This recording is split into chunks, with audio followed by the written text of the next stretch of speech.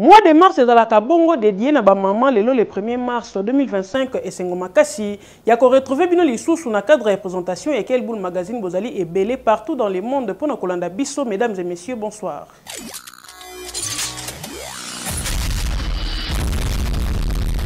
Mokonzamboka, son excellence Félix Antoine Tshisekedi Tshilombo a annoncé na mikolo ezali koya gouvernement ya Union nationale ekobima pour na faire face na ba définition oyo République démocratique du Congo ezali kolekisa.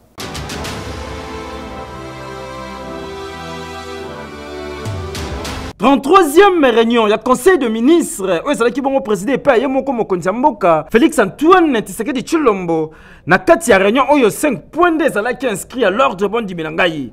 Il y a les besoins de la communication, il y a Fati Béton. Après, monsieur César qui le examen, puis adoption, il y a un dossier. Situation sécuritaire, il y a République démocratique du Congo, et Zanga qui était dans 4, il y a 33e réunion, il y a conseil de ministres Oyo. Mokonzambo Kazali qui insisté dans le gouvernement congolais, il faut travailler ma kasi pour situation Tozali qui traverser à Sambate, Boyebi, Nengembo Kazali ko leka. Nasuka ya réunion ministre et communication, un peu média, excellence, Patrick Kimouya, il y a bon porte-parole, il y a gouvernement Sala qui bon compte rendu. Yokenenga a précisé awa na micro ya quel boule mag. Le vice-premier ministre, ministre de l'Intérieur, a présenté l'état et l'administration du territoire national. L'état d'esprit de la population a été marqué cette semaine par la condamnation et l'indignation populaire à la suite de la propension à la hausse et grave des crimes et graves violations de droits de l'homme et du droit international humanitaire dans les zones sous occupation rwandaise, particulièrement à Goma et à Bukavu. Sur le plan sécuritaire, le vice-premier ministre, ministre de l'Intérieur, est revenu sur l'explosion d'un engin faisant plusieurs victimes lors du meeting forcé des occupants à la place de l'Indépendance. C'est jeudi 27 février 2025 à Bukavu, au Sud Kivu, un acte criminel portant la signature de RDF M23, des cas de tueries, d'assassinats ciblés, des viols, l'enrôlement forcé des écoliers dans les écoles et des cadres d'entreprises publiques dans le Nord Kivu, lancement à Kinshasa de la vulgarisation de textes légaux sur la création, l'organisation et le fonctionnement des comités provinciaux et locaux de sécurité. Sur un autre registre, le vice-premier ministre, ministre de l'Intérieur, a informé les conseils des avancées significatives dans l'opération Ndobo, de la situation en frontière, principalement entre la République démocratique du Congo et le Burundi. Sur ces mêmes chapitres, il a été complété par le vice-premier ministre, ministre de la Défense nationale, qui a fait le point au Conseil de la situation opérationnelle et sécuritaire, principalement dans l'Est de la République démocratique du Congo. Simba Payebeke visite, il y a procureur, il y a cour pénale internationale. Et ça là qui peut parler de si Oyo, Babeta qui en Wanakati, il y a 33e réunion au Conseil des ministres. Hekeyo! Totika République démocratique du Congo to kende na États-Unis d'Amérique kuna na Maison Blanche ko kamwa biso na makasi entre Zelensky na Donald Trump pour na makambo tali guerre ya Ukraine bozo ba détail na commentaire oyo.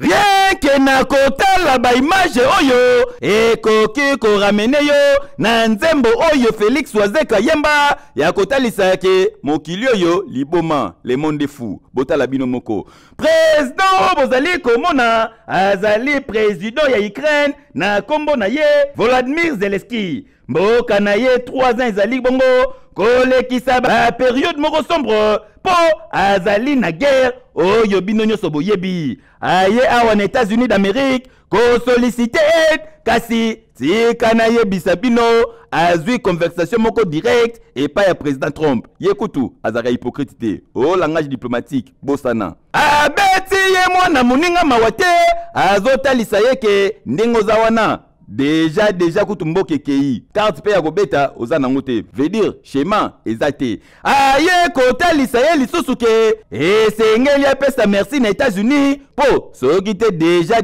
guerre oyo elingi ça même pas 3 jours. Pour l'heure, vous n'êtes pas vraiment en position de faire cela.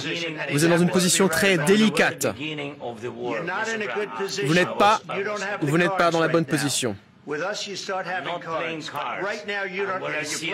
Vous n'avez pas les atouts pour vous comporter ainsi.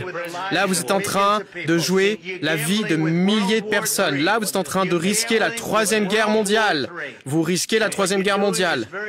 Ce que vous faites est extrêmement irrespectueux envers notre pays. Ce pays, Sylvanie, en octobre, vous avez fait campagne pour l'opposition. Essayez de faire preuve de gratitude pour les États-Unis. Le président essaie de sauver votre pays. S'il vous plaît. Vous voyez que si vous parlez à tue-tête sur la guerre, non, il ne parle pas à tue-tête. Votre pays votre pays est vraiment dans une situation problématique. Oui, je le sais, votre pays a des gros problèmes. Vous n'êtes pas en train de gagner cette guerre. Vous aurez une sacrée bonne chance de vous en sortir grâce à nous. Oui, monsieur le Président. Depuis le début de la guerre, nous avons été seuls. Mais je vous remercie.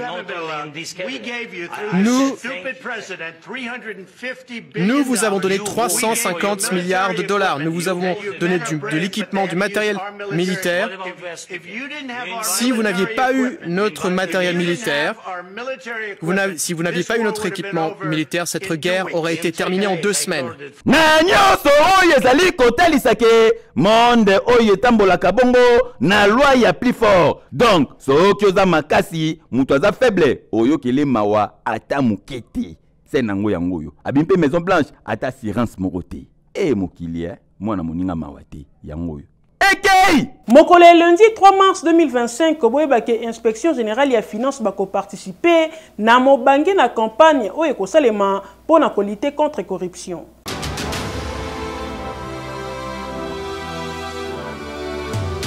Sous le haut patronage du chef de l'État congolais Félix Antoine Tshisekedi Tshilombo, Premier ministre Judith Suminwa, esengeli koyeba ke bazali bongo ko lancer lundi le 3 mars oyo campagne ya sensibilisation ya jeunesse congolaise na oyo etali bongo lutte contre corruption pe na patriotisme. Bon numéro ke ministère ya jeunesse et l'ongone inspection générale des finances bazali wana bonne application ya ba jeune na lutte contre banti-valeur. Et kozala bongo na participation ba ministère ya ndenge na ndenge lokola ya éducation nationale, formation professionnelle, enseignement supérieur et universitaire na ministère ya justice. Rendez-vous et kozala bongo avec plus de 2000 jeunes ya République démocratique du Congo lundi 3 mars oyo kobanda 11h kino 13h awa na centre culturel d'Afrique en face ya palais du peuple et anormal.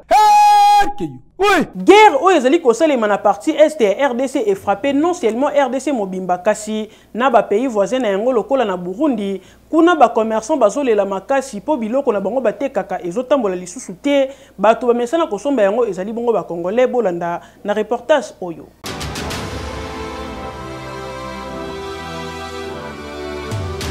Guerre ya Est ya République démocratique du Congo bon Milangai ezali na ba conséquences belées surtout côté économique ya ko sambate po Burundi boyebike ba supermarché na bango ezala ke belé awa bato batondisa rango bato basomba biloko ezala ba congolais po ba mituka transport o esala ka kolongwa Bujumbura o ezali bongo capitale ya Burundi et même bato ba mboka lokola Bukavu Goma Uvira Beni pe ba mboka misusu mais ya pas ezali ke banda bituba o bandaki ba congolais moye bakota pona kosomba biloko ezate conséquence nango yango yo ba client awa na Burundi ba déjà kolela maboko na matama bande ko kopezate moye bate kezalité économie ekomi kokita s'il vous plaît po biloko nyonso te kamaka koto yo majorité bat basoma kezala bongo ba congolais tomba salaka ba mouvement na bango na minicho bande kwa Burundi susi na bango ezali kimia ekota po économie na bango pe ezala stable na minicho économie ezali kokita po na nini échange moyen salama ezate commerce moyen salama ezate ba congolais mutu ba sombela ka bango biloko mingi bazali te po na nini mboka na bango ezali agressé. Les Burundais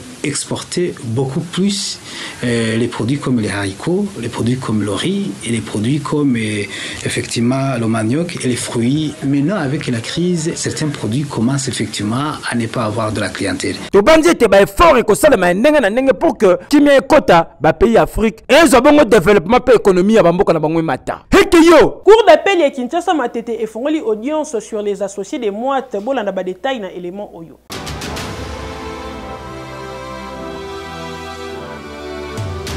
affaire oyo ezali ko se poser les associés de Mointe bondi belangake et salamaki mokolo jeudi 27 février awa na cour d'appel ya Kinshasa Matete et sengeli ko yeba ke Geda Yava ozali bongo moko ya associé a saisissa ki bongo cour pona ko annuler décision ya tribunal de commerce Kinshasa Matete oyo ba déclara ki bongo pona ko statuer sur la désignation de l'administrateur provisoire ya Mointe Jet Sarel ba avocat ya Geda Yava ba interjeta ki bongo appel ko kamwa sans toutefois ko futa mbongo ya consignation et sengeli ko yeba kana dossier oyo nde monsieur Michael Yav yende asalaki appel ya consigner yango joka na communication oyo. La partie qui dit qu'il faut préserver le droit de la défense, c'est la partie appellante.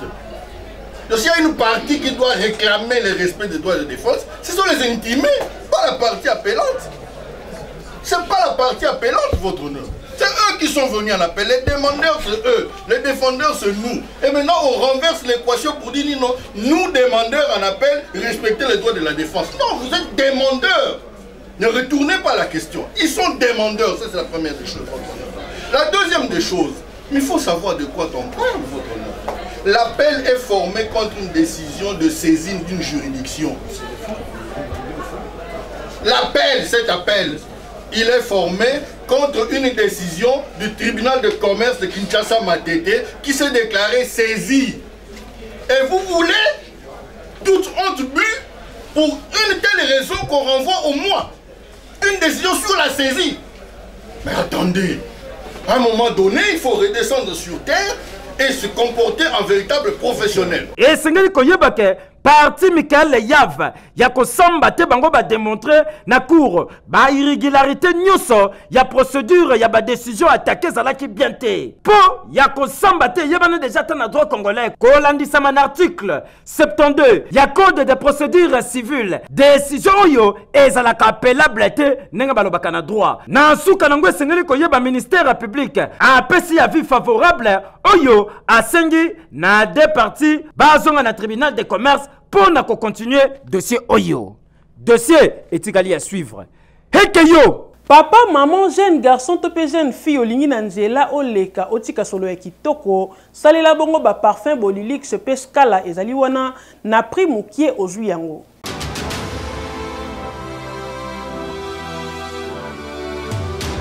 Na mokolo ya lelo ekoyinda mabe na bagami ya ba parfum Scala na Bodilux. Lelo kozala bien parfumé et juba combo. Yango yeye bondi menangai vraiment na Kinshasa vraiment na ya République démocratique du Congo. Ba tantino ya babuwa kama banoko ya swaga. Olati kitoko yo wapi na batalio na nzelo lekibwe. Chudi ya kubola. Évitez solo ya mabe solo ya ngai na nzoto. Lelo tozali koloba boye ba gamme ya ba parfum. Oh yeye ko pesa solo ya kitoko. Oleki batu bati wow. C'est du wow. Yango yo, ba gamme parfum oyo, ba jeune, ba star, ba zali ko salela. Scala, Pepo du luxe. Soki o pompe yango, ndimelanga ke 3 jours, 4 jours, 5 jours, voire même une semaine. Solesi la kate, batu bazali ko tuna, mama e oyo zui wapi o, papa e oyo zui wapi. A tozali na podium e ba star, bondi belanga ke meilleur star planétaire lokola Weranson. A timbela déjà e ya salelaka Scala to Pepo du luxe. Ya ko somba te ba gamme, ya parfum oyo. Nyonso bokozwango na kati ya famille Chris Lopapotaille. Pona kozwango ezali koteka ma partout en détail tope pona ba grossiste. Na ba maison nyonso bokolukango lokola Shail Kun. Ezali na bokasa tope na commerce. Ndeko mwasi olataka kitoko yo wapi. Soko te kabelo cher batu bazolula yo. Olati chaussure dame ya kitoko. Kota likolo kutu na parle même pas. Obetaka costume ya ba grande star. Mais lore bomaka yo tango tambolaka ba boya koloba. Chudi ya kubola nde salaka. Évitez yango na mbongo ya mukie batu baluli osiki solo. Vrai tantine, vrai noko. Bayeba ene no der. Welela ba parfum ki lelo Scala to Pepo du luxe. Awa place ba vrai noko na ba vrai tantine batimbeli. Toli ya pete o to lobaki te. Baninga ba olula bango pona ba parfum. Oyoki Hekeyo na ba gamme ya ba parfum Bodilux na Scala Ntunga. Scala Bodilux ki lelo Ntunga. Na commune ya Selemba otokutani na mama Zola ye article 15 na yezali bongo kosala samusa atekelaka yango mingi bana classe eza na impact ya kosakana te.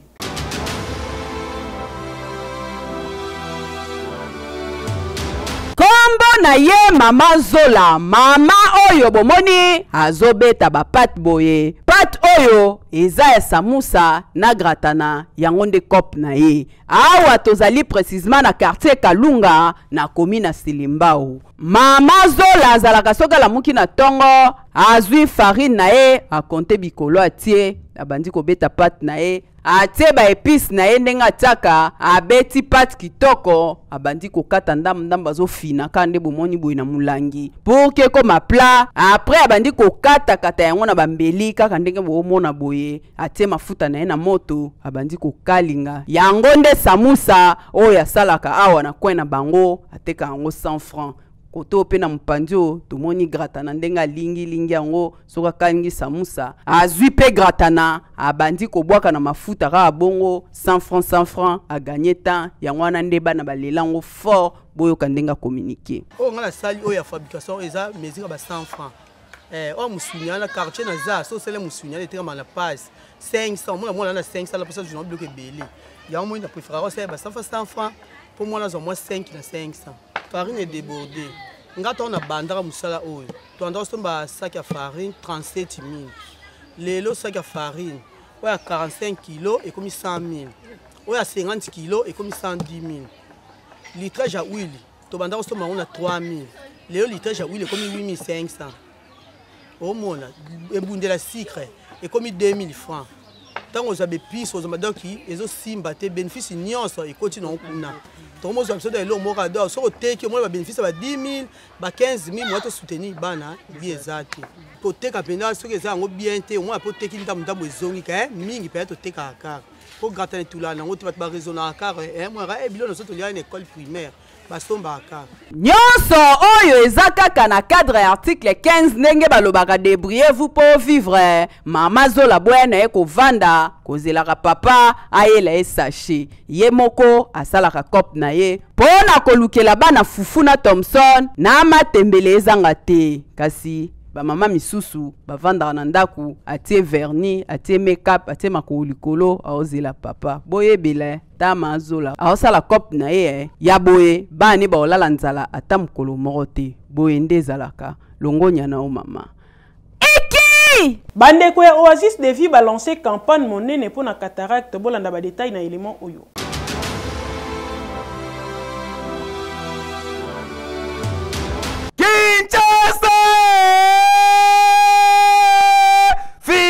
Fini ba problème nyoso oyo ezali na misu po maladi ya misu yango nde ezali kotungisa la majorité ya bakongolais yango clinique Oasis de Vie ayeli bino campagne monene po na ba solution na ba problème nyoso oyo ezali bongo lié na misu bakosala bongo ba opération na ba maladie lokola cataracte glaucome décollement rétile trou maculaire awa na clinique Oasis de Vie ba consultation déjà ezali en cours botala bino moko batu baye po na koleka bongo na consultation na $10 américains ya pamba consultation ezali kosalema na ba pareil ya qualité ya likolo oyo mundela sali kaka mikolo yo okokuta yango nulle part ailleurs kaka awa na clinique Oasis de Vie consultation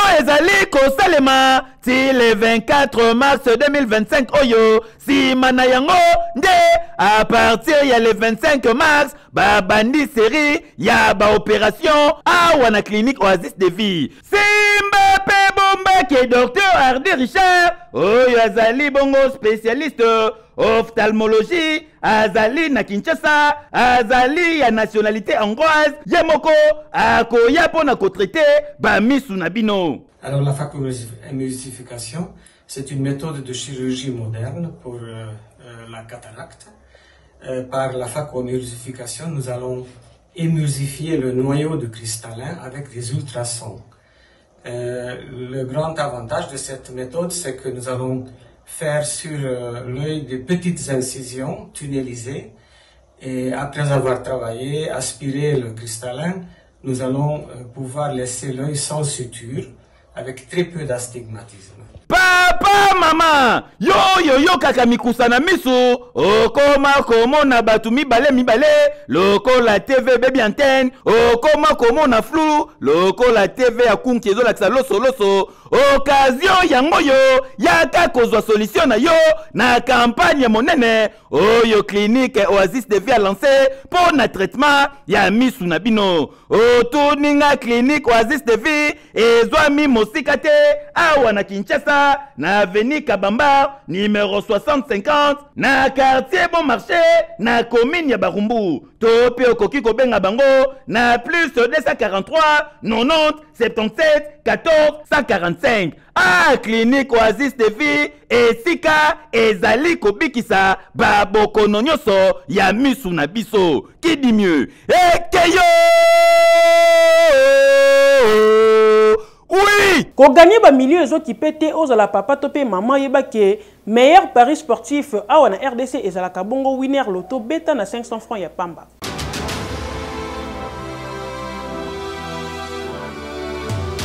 Winner.bet présente Winner Loto. Nini wana boso beta. Winner.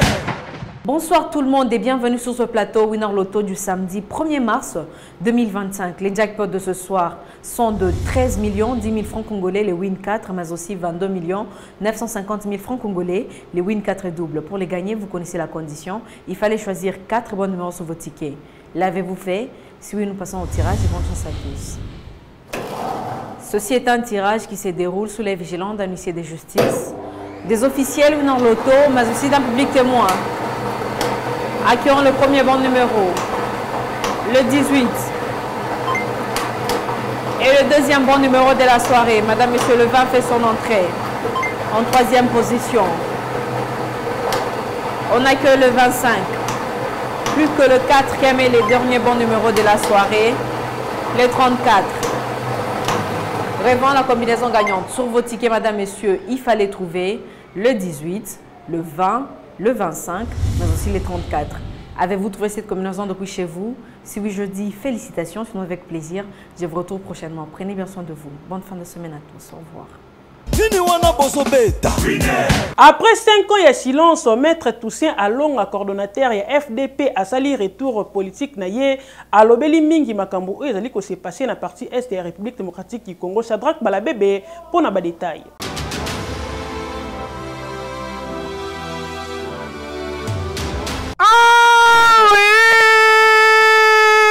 Après 5 ans, il y a silence et Sengeli Koyebake, Maître Toussaint Alonga, Oyazali Bongo, coordonnateur national, il y a un front commun des patriotes pour la défense de la patrie, à Sali Bongo rentré dans la scène politique concernant la situation sécuritaire et Mokalabiso, Oyo Lelo, et comment préoccupation ba Congolais Nyoso, et surtout Bayo, Bazala Kanime, l'esprit patriotique. Bondi melangai ke liboso ya ba professionnel ya média Maître Toussaint Alonga aboyi kofanda kimia alobi tente oyo ezali makambo ya ekolo esengeli kotelema pe kobundela mboka na minute oyo tozali koloba boye Maître Toussaint Alonga asengi na Congolais nyonso ase considéré lokola soldat pe agent de la République soki na salaki mbula mitano na oloba te mpona okoma libre. Situation ya Congo est obligé ngai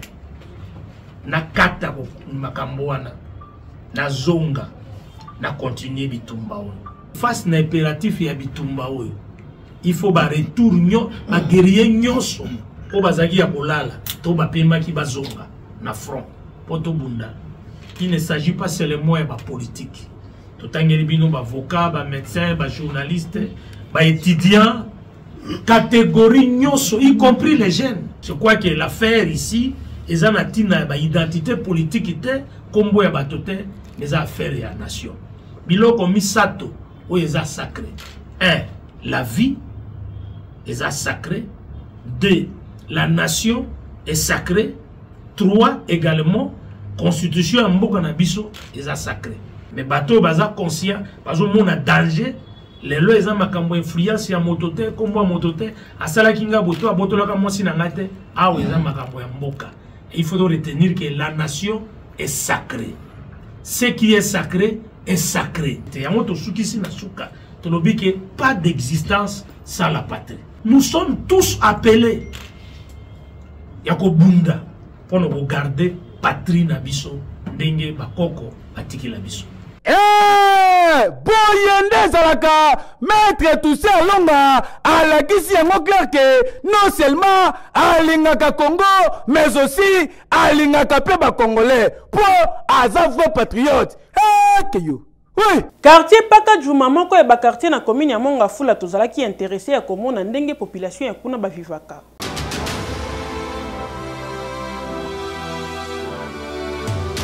Tala bien. Awa to ali kolongomba mena sekuna quartier nozo mona banda kwa mike yango nde quartier Paka Djouma. Tokitana na kati o vivre réalité zalakawa. Tokoti siko na kati ya quartier Paka Djouma o banzela, c'est-à-dire ceux qui ont uti likolo pour accéder na quartier Paka Djouma faut les gana banzelo mike ozomona oyo yango ndeka banzela bango bazalaka nango awa côté banda ku réalité zalike banda kweza ya 555 et puis mapango mususu fort au kota quartier des gens na seme banda ko mususu ndingeza na ngomba ndeti ndeko bomona zo matabu donc pour kende na lupango o kota zo kota réalité awa école bosana bana nyoso basakana nde bomoni bo okutu oniwazo yekola déjà maçonnerie na basage kaka ndenga zali boye.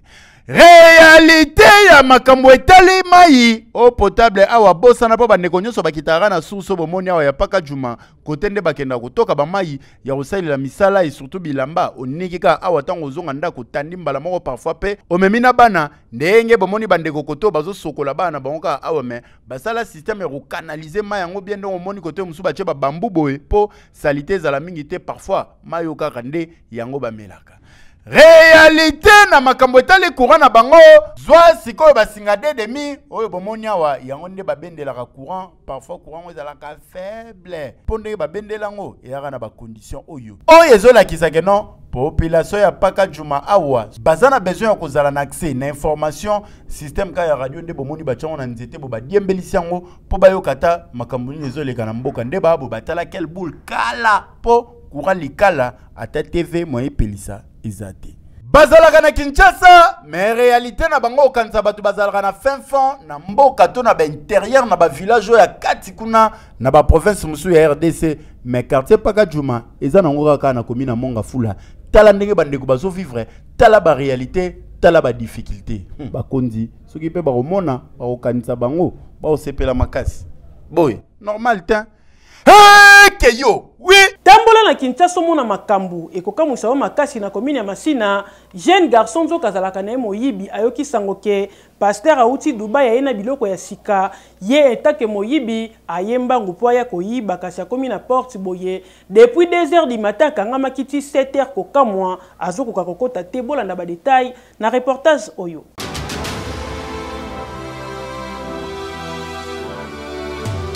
Ndeko mobali bozomona maboko kangami be na porte botuna nga seni ne lekeliye yele roi yoka pasteur a uté Dubai ayena biloko ya bitente za la bote biloko photo kabolana pa pasteur butu 2h wana ya kabe kuru bien sifflé neka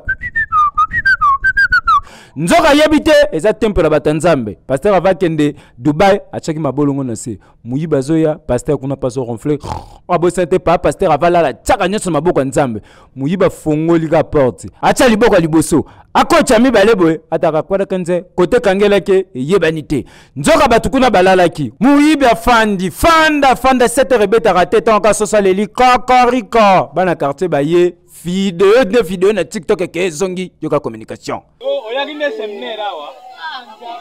Ah, séminaire. Bali boso yawe sale lote mombali. Ayaka na ye. Ko le ronde. Lelo makangiye. Okendaki Dubai awa neto die loko. Kasi oyo aka bore wuti Dubai. Yango wana siko. Pepe na ngo siko.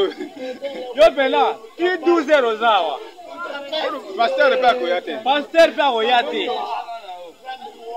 Abosana Nzambe. Bilo osana. Osana Nzambe. Nzambe za malamu. Yango yo beza. Oyo bore wuti Dubai.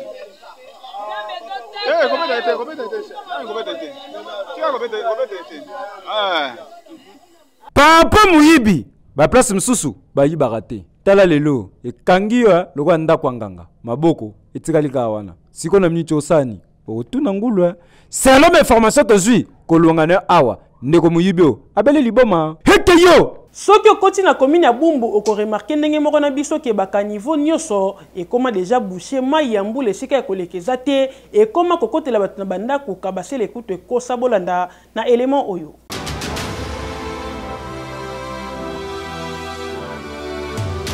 Population ya quartier Tampa na quartier Fimi na commune na Bumbu tellement bamoni bama ezotondela bango ezokota ti na kati ya ndaku surtout soki mvula ebeti nde balobi baovanda boye te bango moko balukela bama yo solution bakoma kocreye bakanivo bango moko soko otamboli na quartier oyo oleki boye osote ozongi boye osote nyonso wana eza kaka mpo na koluka solution ya bamai oyo etondelaka bango na bandaku population baleli boyo kandenge ba communiquer photo vraiment toza bien mais so mbule bandi tonyoka maka lokwa to sombi ba mapangu pe koto shweza te photo tonga to vanda ndenga ndako yango wana mais omona mbula so ebeti même kwanzo e débordaka soka e déborder omone kote libiso omona mai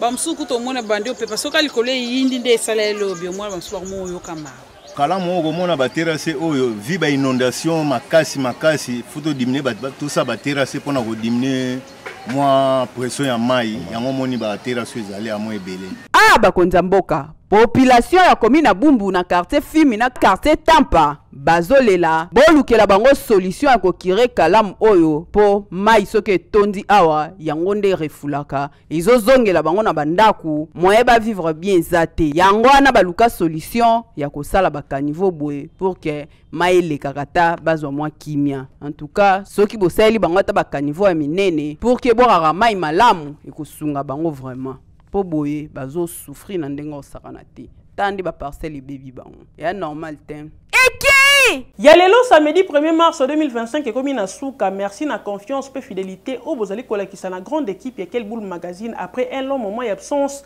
ngai yo nazongi na musala na ngato sala yango kaka ndenge to misana na même occasion to souhaiter joyeux anniversaire na excellente bole o ya kokisi 10 ans de la part ya tonton Sadrak to kutani lobby na même occasion ya ko servir bino.